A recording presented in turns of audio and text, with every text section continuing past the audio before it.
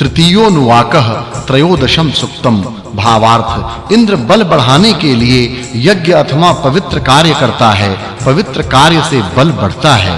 भावार्थ, वह इंद्र उत्तम यश वाला एवं अंतरिक्ष में रहने वाले शत्रुओं को जीतने वाला है, दुखों से पार करने वाला तथा शत्रुओं को जीतने वाला बड़ा होता है। भावार्थ, उस बलवान इंद्र को अन्न प्राप्त होने वाले युद्ध के लिए सहायतार्थ बुलाता हूँ। सुख के लिए हमारे पास आ जाओ, परमात्मा के निकट होने से आनंद मिलता है। भावार्थ, हे स्तुति के योग्य इंद्र, यज्ञ में दी गई यह सोमाहुति तेरे लिए बह रही है, तू इस रस को पीकर प्रसन्न हो। भावार्थ, हे इंद्र, हम तुझे सोम देते हैं तथा यही तुझसे मांगते हैं कि हमें वही धन दे जो हमें सुख प्राप्त कराने वाला है। धन सदैव सुख देने वाला ही होना चाहिए। भावार्थ, जब इंद्र शत्रु को पराजित करने के लिए जाता है तब स्तोता उसकी स्तुति करते हैं। उन स्तुतियों से इंद्र का बल पेड़ों की शाखाओं की भांति बढ़ता है। इसी प्रकार राष्ट्र का राजा जब शत्रुओं से युद्ध करने जाए तब कवि लोग अपनी कविताओं से राजा तथा सैनिकों का सामर्थ्य एवं उत्साह बढ़ाएं। भावार्थ, हे इंद्र, तुम हमारी उत्तम स्तुतियां सुनो तथा हमारे बीच में जो उत्तम कार्य करने वाला हो उसे ही धन दो। भावार्थ, जब द्युलोक के स्वामी इंद्र की स्तुति की जाती है तब ये स्तुतियां उसकी ओर उसी प्रकार बहती हैं जिस प्रकार नीचे स्थान की ओर नदियां। भावार्थ, वह इंद्र सबको वश में करने वाला और मानवों का एक ही राजा है। अपने इंद्रिय आदि को वश में रखने वाला मानवों का उत्तम राजा होता है। भावार्थ, शत्रु का पराभव करने वाला अपने भक्त के घर जाता है। राजा को भी अपने अनुयायियों के घर जाकर समय-समय पर उनकी पूछताछ करनी चाहिए। भावार्थ, हे उत्तम बुद्धि वाले इंद्र, तुम अपने तेजस्वी घोड़ों से हमारे यज्ञ में आओ, क्योंकि तुम्हारा आना कल्याणकारक है। महापुरुषों का किसी के घर जाना सदैव कल्याणकारक ही होता है। भावार्थ, हे बलवान एवं सत्पुरुषों के पालक इंद्र, तुम स्तोताओं और विद्वानों को धन दो। राजा बलशाली और सत्पुरुषों का पालक हो तथा वह ज्ञानियों को धन देकर उनका पालन पोषण करे। भावार्थ, मैं प्रातः काल मध्याह्न अर्थात सब समय इंद्र को बुलाता हूँ, वह मेरे पास आए। प्रातः काल और मध्य दिन में प्रार्थना करनी चाहिए। भावार्थ, हे इंद्र, तू हमारे पास आ तथा सोमपान करके हमारे यज्ञ को विस्तृत कर। भावार्थ, हे इंद्र, दूर से, पास से या अंतरिक्ष से अर्थात सब ओर से हमारा संरक्षण करो। भावार्थ, यज्ञ करने वाली प्रजाएं इंद्र में रमती हैं, यज्ञ करने वाले इंद्र में स्नेह रखते हैं तथा यज्ञ से इंद्र को बढ़ाते हैं। भावार्थ, जिस प्रकार वृक्ष की शाखाएं वृक्ष के आश्रय में रहती हैं, उसी प्रकार सभी लोग इसी इंद्र के आश्रय से रहते हैं। भावार्थ, यज्ञ में देवों ने इस इंद्र की स्तुति की थी, उसी इंद्र को हमारी स्तुतियां भी बढ़ाएं। भावार्थ, इंद्र के नियम के अनुसार चलने वाला एवं ऋतु के अनुसार आचरण करने वाला मानव अद्भुत शुद्ध एवं पवित्र होता है। भावार्थ, ज्ञानी जहां मन लगाते हैं, रुद्र का वही महान बल लोकों में विख्यात हो रहा है। भावार्थ, इंद्र से मित्रता करने वाला सब शत्रुओं को जीत लेता है। भावार्थ, हे इंद्र, तू अपने स्तोता को गाय, घोड़े आदि पशु प्रदान करके उसे जल्द सुखी कर। भावार्थ, इंद्र सदैव तरुण रहता है, वह कभी वृद्ध नहीं होता। ऐसे इंद्र को सभी उत्साहित करें। भावार्थ, अनेकों द्वारा प्रशंसित उस इंद्र की हम स्तुति करना चाहते हैं, वह आकर हमारे पास बैठे। भावार्थ, हे इंद्र, अपने संरक्षण के साधनों से हमें बढ़ाओ तथा पोषण अन्न हमें दो। अन्न वही है जो पोषण करता है। भावार्थ, यह इंद्र देव उसकी स्तुति करने वाले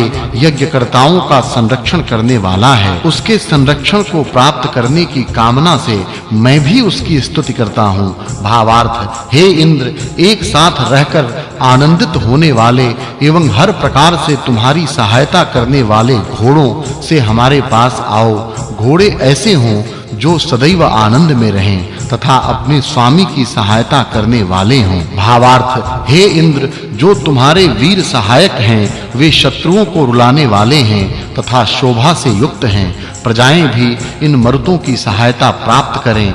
राजा के भी जो सहायक हों वे वीर एवं शत्रुओं को रुलाने वाले हों और सदैव सजे धजे रहें। वे सभी प्रजा की मदद करने वाले हों। भावार्थ, शत्रुओं को पराजित करने वाले वीर सैनिक द्युलोक को प्राप्त करते हैं, अर्थात उनका यश द्युलोक तक पहुंचता है। इन वीरों से रक्षित होकर प्रजाएं यज्ञ के शुभ कार्य को मिलकर करती हैं। भावार्थ, प्राची दिशा में सूर्य के उदय होते ही विद्वान लोग यज्ञ शुरू करते हैं। उन यज्ञों में दूर दृष्टि वाले ज्ञानी इंद्र की स्तुति करते हैं। भावार्थ, हे इंद्र, तुम्हारा रथ एवं घोड़े सभी बलशाली हैं तथा तुम स्वयं भी बलशाली हो। अतः तुम्हारी स्तुति स्तोता की इच्छाओं की पूर्ति करने वाली है। वीरों के सभी साधन बलवान हो तथा वे स्वयं भी बलवान हो। भावार्थ, इंद्र के लिए सोम पीसने के साधन सोमरस, उसे पीने से उत्पन्न होने वाला आनंद, यज्ञ एवं यज्ञ में की जाने वाली स्तुति सभी बलदायक हैं। भावार्थ, हे इंद्र, चूंकि तुम अपने भक्तों की प्रार्थनाओं को ध्यान पूर्वक सुनते हो तथा उसकी प्रत्येक कामनाओं को पूरा करते हो, अतः मैं बलशाली होते हुए भी तुम्हारी प्रार्थना करता हूँ। चतुर्दशम सूक्तम। भावार्थ, यह इंद्र सभी धनों का अकेला ही अधिपति है, अतः उसकी उपासना करके मैं भी धन का अकेला ही अधिपति बन जाऊं। तब मेरी स्तुति करने वाला भी धन संपन्न हो जाए। धन किसी एक ही के पास न रहे बल्कि सबके पास बहता रहे। भावार्थ, यदि मैं गायों का स्वामी बनूं तो इस विद्वान को धन दे दूं, मुझे धन मिलेगा तो मैं उसका दान सज्जनों को करूंगा। भावार्थ, इंद्र की स्तुति करने से सभी प्रकार के पशु आदि धन मिलते हैं। स्तुति करने से वाणी शुद्ध होती है तथा वाणी के शुद्ध होने से हर प्रकार का ऐश्वर्य मिलता है। भावार्थ, हे इंद्र, जब प्रशंसित होकर तुम यजमान को धन देना चाहते हो तब तुम्हारे धन दान को न देव रोक सकता है न मनुष्य, अर्थात कोई भी नहीं रोक सकता। भावार्थ, सर्वशक्तिमान ईश्वर ने जब द्युलोक एवं पृथ्वी लोक का विस्तार किया तब पृथ्वी पर यज्ञ होने लगे तथा उन यज्ञों में ईश्वर की स्तुति गाई जाने लगी। भावार्थ, इंद्र के संरक्षण, भक्त की संपन्नता बढ़ाने वाले, उसे भौतिक ऐश्वर्य से युक्त करने वाले हैं। ऐसे संरक्षण की सब कामना करें। भावार्थ, इंद्र ने सोम के उत्साह में बल को मारा, उसने प्रकाशमान अंतरिक्ष को फैलाया। भावार्थ, इंद्र ने गुहा में छिपकर रखी हुई गायों को बाहर निकाला और बल को नीचे मुंह वाला किया। विद्युत ने काले बादल रूपी गुहाओं में छिपी हुई प्रकाश किरणों को बाहर निकाला तथा बादल को नीचे की ओर मुंह वाला करके उसे निर्वीर्य कर दिया। भावार्थ, ईश्वर की शक्ति इतनी बड़ी है कि उसने बहुत पहले द्युलोक तथा उसमें नक्षत्रों को इस प्रकार दृढ़ता से स्थिर कर दिया है कि आज तक भी कोई उन्हें गिरा नहीं सका है। भावार्थ, जिस प्रकार समुद्र की लहरें सदैव उत्तेजित होकर उछलती रहती हैं, उसी प्रकार वीरों के हृदय में उत्साह सदैव छलकता रहे। भावार्थ, हे इंद्र, तुम स्तोत्र को बढ़ाने वाले तथा स्तोताओं का कल्याण करने वाले हो। वीर राजा सदैव अपने अनुयायियों का कल्याण करे। भावार्थ, उत्तम एवं सुंदर रूप वाले घोड़े इस इंद्र को सोम पीने हेतु यज्ञ के पास ले जाते हैं। भावार्थ, इंद्र ने समुद्र में झाग से नमुच का सिर काट डाला।